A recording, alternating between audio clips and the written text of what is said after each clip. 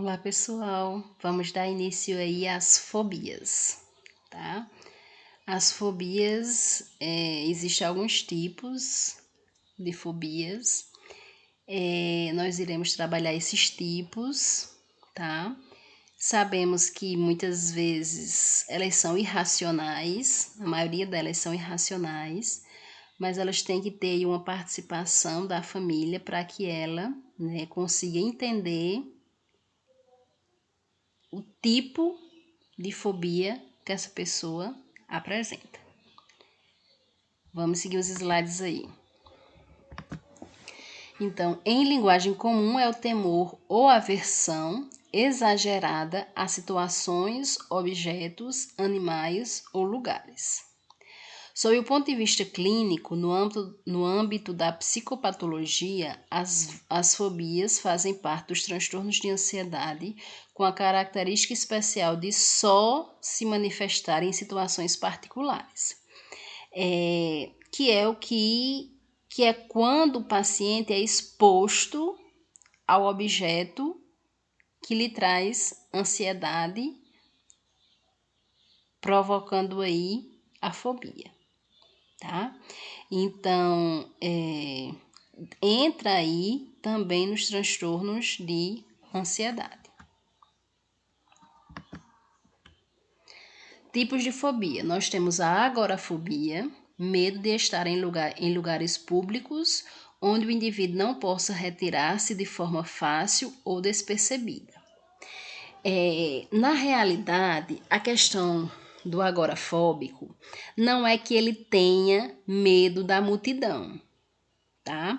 Na realidade, o medo que ele tem é de estar no meio da multidão, passar mal e ele não conseguir sair do meio desta multidão ou desmaiar e não ser percebido, tá? Ninguém prestar socorro porque ninguém viu, certo? Então, na realidade, não é o fato de estar em lugares públicos, não é o fato de estar na multidão, é o medo de passar mal, de sentir algo e não ser visto pela multidão, tá? O que o faz entrar em isolamento social. Muitas vezes o agorafóbico, eles adentram tanto nesse mundo do isolamento social que eles preferem estar no isolamento do que no convívio de outras pessoas. Aí alguns vão achar que é depressão, mas na realidade, no agorafóbico não existe choro, tá? Não existe choro excessivo como no caso da depressão. É mais a questão do isolamento, tá?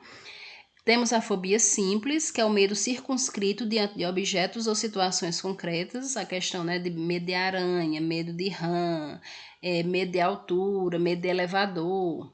E nós temos a fobia social, que é a mais falada, né? A mais falada, que é o medo perante situações em que a pessoa possa estar exposta à observação dos outros, ser vítima de comentários ou passar perante uma situação de humilhação em público. Exemplos de situações que podem levar a isto incluem falar em público, comer em público, conversar com colegas de trabalho, convidar alguém para sair, dizer o que está pensando, dentre outras situações de exposição. Então, aí, o que é que acontece com quem apresenta fobia social? Na realidade, todas essas questões de exposição, todas essas situações de exposição, para o paciente, ele está sendo visto.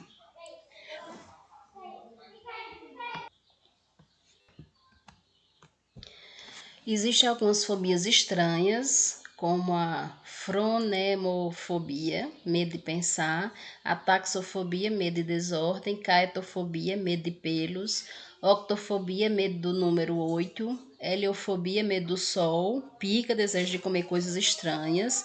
Pica, apesar de ser um transtorno alimentar, ele entra aí nas fobias estranhas, tá?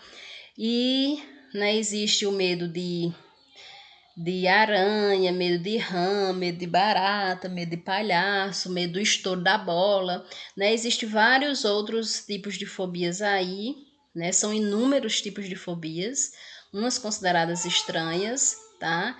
Que estão aí no rol das fobias que entram nos transtornos de ansiedade. Os sintomas de fobias: a fobia é o medo irracional de uma situação, atividade ou objeto específico.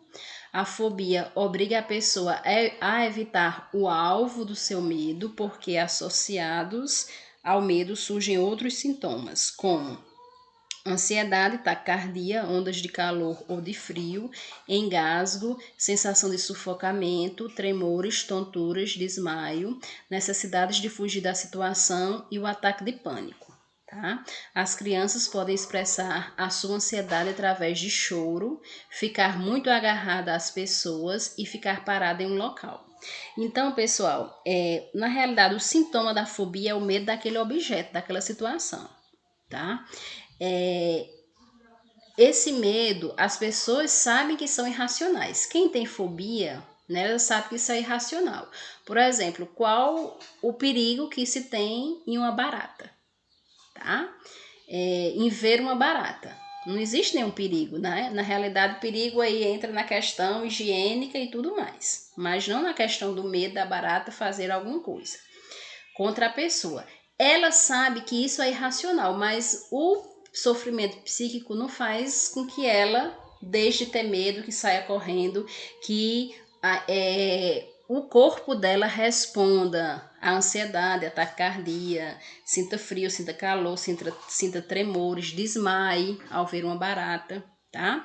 E as crianças, elas apresentam aí, além do medo pelo objeto, choro, né? Fica agarrada à pessoa e fica parado em um local. Cabe aos pais terem essa observação para com seus filhos.